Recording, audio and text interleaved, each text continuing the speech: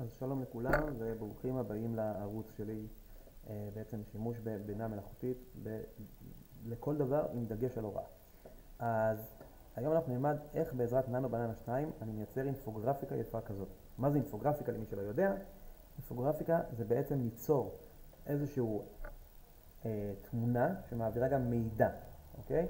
בצורה שזה יהיה גם ויזואלי וגם מאוד מאוד טוב, אוקיי? גם מאוד מאוד ברור. אז זו דוגמה אחת למשל שיצרתי איתה.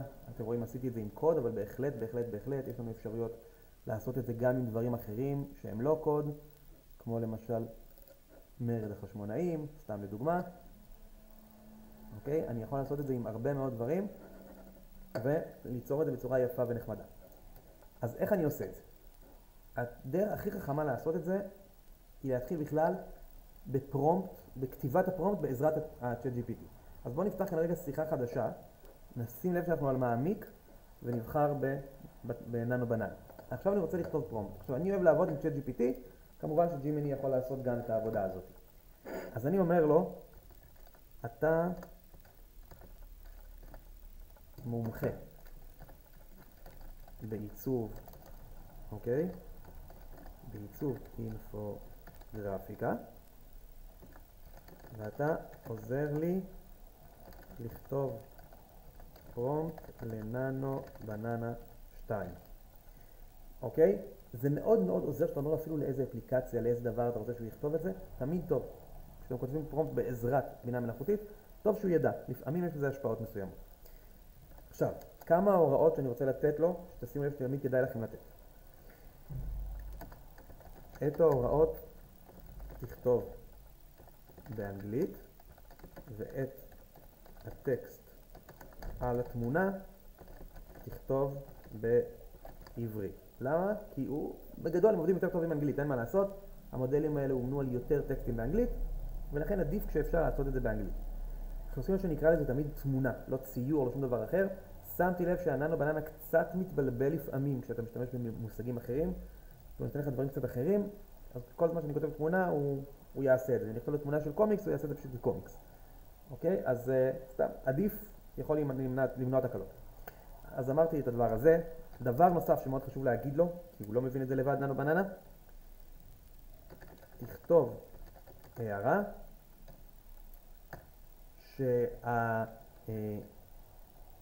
שהתמונה תהיה מצד ימין לשמאל.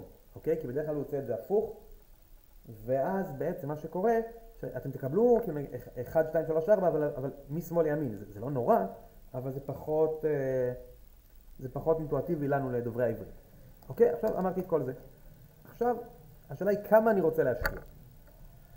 אוקיי? אני יכול למשל לבוא עכשיו ולהגיד לו, אני רוצה שתיצור לי תמונה שמסבירה בוא ניקח נושא הסיבות לפתיחת מלחמת העולם השנייה. עכשיו, אני אישית מאמין בגישה של לא עושים אאוטסורסינג למוח. תבוא כבר עם כמה דברים שאתה יודע מראש שאתה רוצה. אז אני אומר לו, תוודא שיהיה בתמונה נקודותיים. אוקיי? תוודא שיהיה בתמונה הסבר על תחושת הסכין בגב של הגרמנים. סתם דוגמה, תוודא שיש שם עוד משהו רלוונטי, שיש שם עליית המפלגה הנאצית. סתם לדוגמה, אוקיי, כמובן אפשר להוסיף עוד ועוד דברים. עכשיו אתה יכול לתת לו רק את מה שביקשת ושירוץ. מי שרוצה קצת להשקיע אומר לו, כתוב לי הצעות נוספות לשיפור, כתוב לי שאלות הבהרה. אבל בוא נגיד לו עכשיו, לפני שאתה כותב את הפרומפט, כי יש לו נטייה מיד לכתוב, כי הוא רוצה מיד לרצות אותך. כתוב לי הצעות נוספות לשיפור, כתוב לי שאלות הבהרה למה שכתבתי. אוקיי? ואז הוא ייתן לי איזשהו משהו.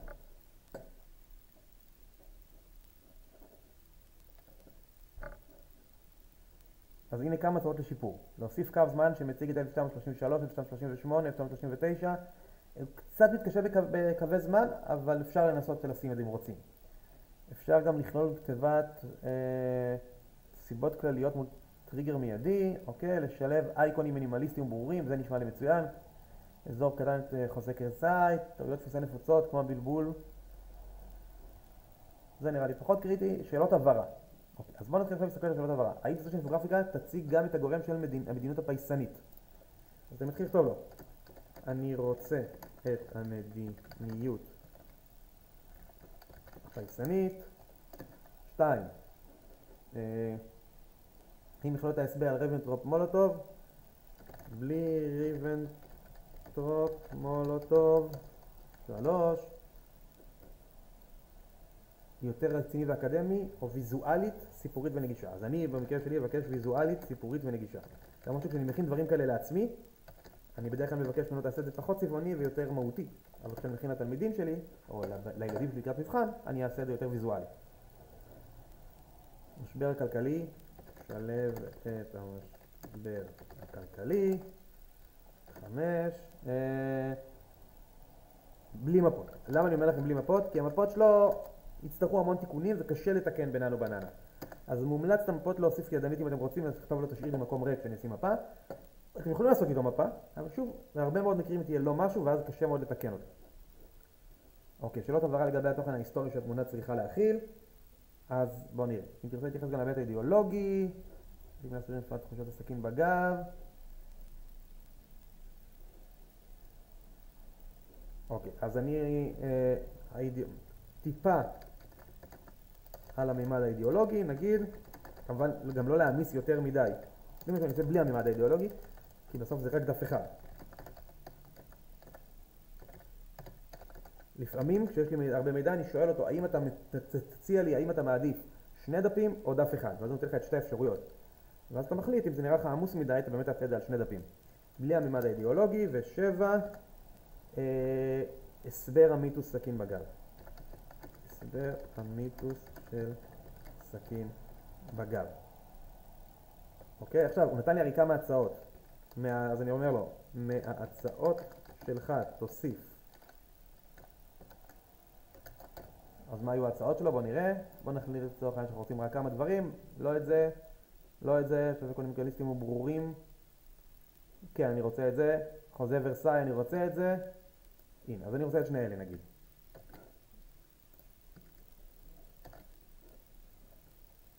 אוקיי. בואו רק נסמן את זה.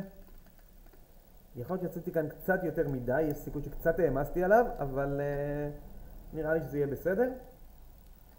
עכשיו, אני גם אוסיף לו משהו שכדאי לכם לכתוב. תוסיף לפרומפט הערה שיוודא שהוא לא כותב את אותו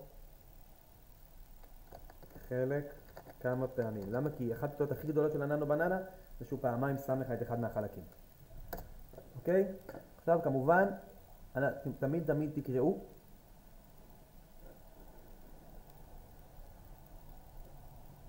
אוקיי, אני רואה שהוא עדיין ממשיך.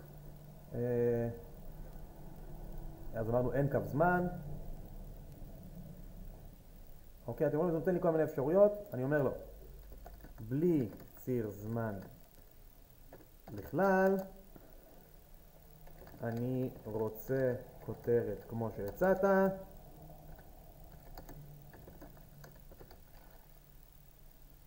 אוקיי, לדוגמה. ובשאר תחליט לבד, נגיד. אוקיי, לא נבזבז עכשיו את כל הזמן שלנו.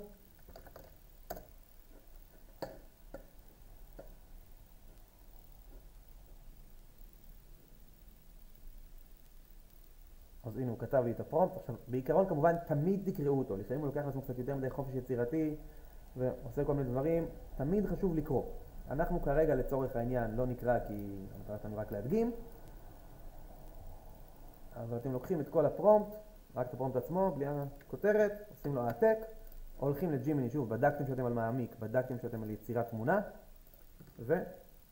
ומדביקים לכאן, ויוצרים. ייקח לו כמה שניות. מי שבמנוי חינמי אז ידע שיש לו בערך 4 תמונות ביום לעשות דבר כזה. מי שבמנוי מלא יש לו יותר, והוא קצת יותר גמיש. אוקיי, בואו נראה. עכשיו, בזמן שאנחנו נחכה שהוא ייצור את התמונה, אני כבר יכול להגיד, מי שמנוי ל-ChatGPT או לג'ימיני, יכול ליצור כאן בצד בעצם GPTs או GEMS בג'ימיני, שממש כותבים לו כבר את כל הדברים האלה בהתאם למה שהוא ממש רוצה. למשל, במקרה שלי, אני כבר כתבתי לו ג'ם, שמה שהוא עושה, אוקיי, נתתי גם את ההוראות באנגלית, אני אוהב לתת לו באנגלית, אמרתי יותר טוב, כבר אמרתי לו בצורה מפורשת קבועה, אוקיי, אמרתי לו כבר, נסתכל כאן, אוקיי, אתה מומחה את התמונות, אתה מתרגם את התמונות, אוקיי, לקוד, תמיד תכתוב את ההוראות בעברית, the instruction in Hebrew and only the text, אני כבר רואה שעשיתי טעות, זה אמור להיות in English, אוקיי?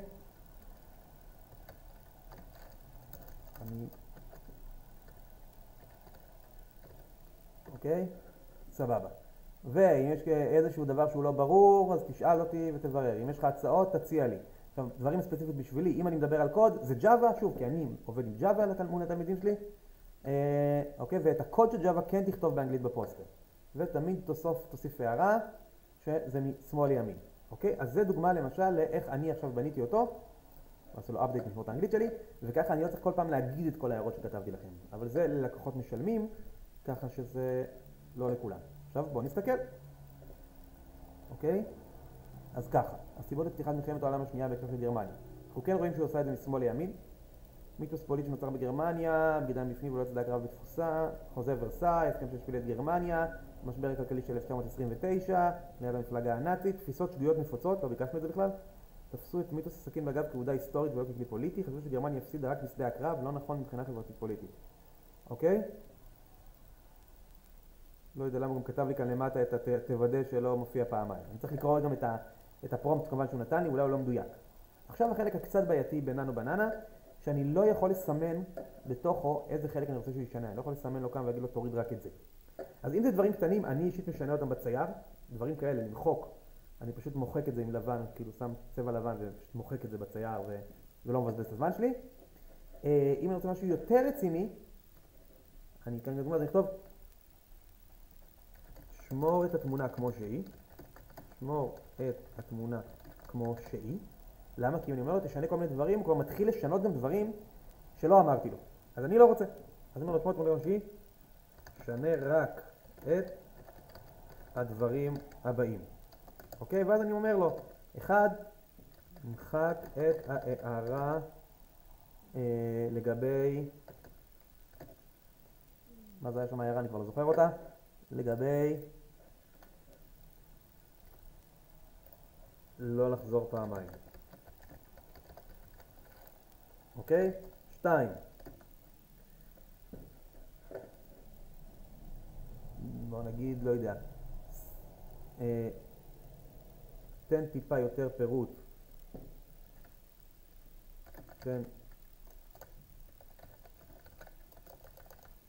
עזבו עכשיו פירוט בעצם כדי לשים את ה-GPT, בואו נשים את זה באמצע יותר. את תפיסות שגויות נפוצות.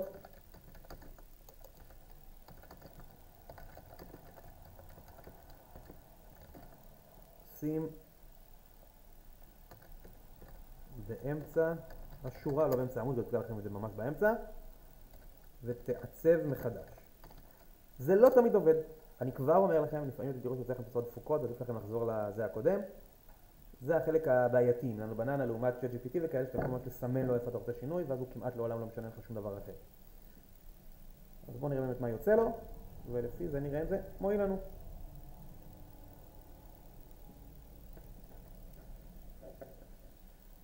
אוקיי, רק מי שלא יודע, כאן בצד אתה יכול לראות את כל התמונות שכבר עשית בעבר.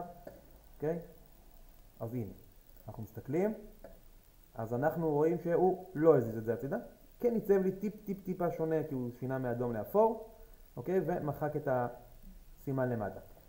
אז בגדול ככה אני עובד, אם אני רואה שמשהו ממש לא מסתדר לו, אני פשוט פותח שיחה חדשה ומשנה טיפה את הפרומפט מההתחלה כבר, שיהיה טיפה שונה. אבל בגדול, לרוב אתם רואים, הטעויות שהוא עושה בדרך כלל זה טעויות קטנות של לזוז ימינה או לחזור על אותו דבר פעמיים, שלא תמיד זה כזה נורא, אם זה איזה סימן שהוא הכניס פעמיים, וככה אני בעצם, יש לי את האינפוגרפיקה הזאת, אני יכול לשים אותה עכשיו באתר, לא יודע, להביא אותו לילד שלי, לתלמיד שלי, לכל אחד, ויש לי את זה כאן. אני מקווה שעזרתי, ושמח לשמוע תגובות כמובן אם יש לכם. יום טוב.